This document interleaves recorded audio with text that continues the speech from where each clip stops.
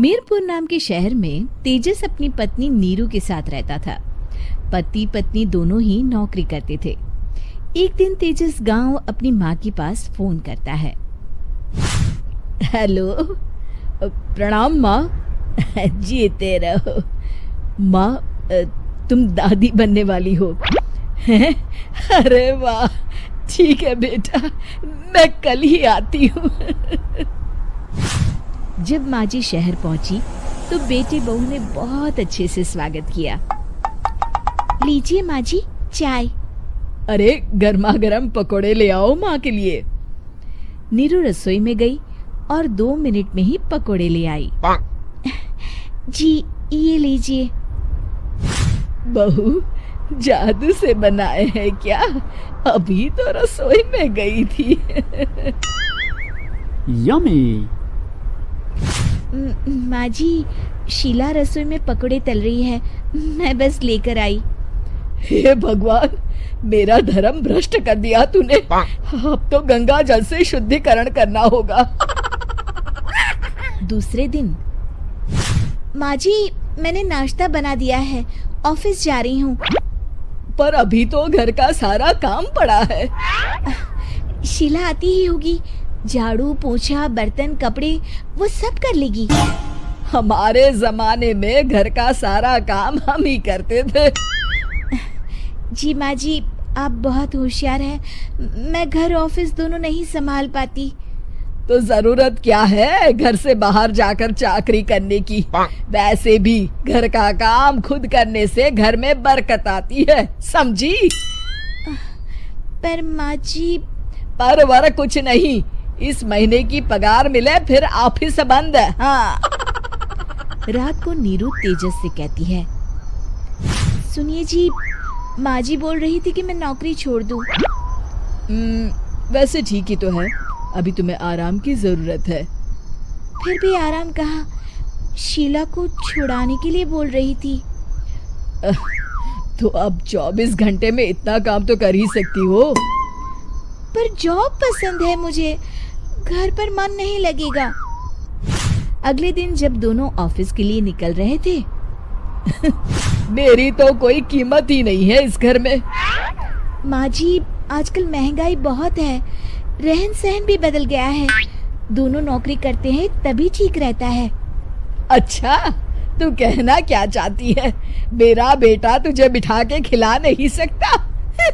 तू ही इस घर का खर्च चला रही है, हैं? नहीं माँ जी, मेरा वो मतलब नहीं था। मतलब खूब समझती हूँ, ये बाल धूप में सफेद नहीं किए मैंने। हाँ। अब तो ये रोज का काम हो गया था। तेजस भी रोज की झिकझिक से परेशान हो गया था। एक दिन उसने कहा, नीरू, वैसे भी तुम्हें मैटरनिटी लीव मिलने वाली है, तो अभी से ही छुट्टी ले लो। पर क्या, मेरी सैलरी अच्छी खासी है। आखिर नीरू ने रिजाइन कर दिया। जब बच्चा हुआ तो घर में सब बहुत खुश हुए। कुछ दिनों बाद तेजस फाइल देख रहा था। क्या हुआ तेजस, कुछ परेशान लग रहे हो? हाँ, वो हमारी जितनी सेविंग्स थी वो तो हॉस्पिटल में और छठी के फंक्शन में खत्म हो गई है नीरू। और अभी वैसे मंदी चल रही है तो मैं बोल रही थी कल मुन्ना को हेपेटाइटिस का टीका लगवाना है। नीरू, क्या पोस्टपोन नहीं कर सकते?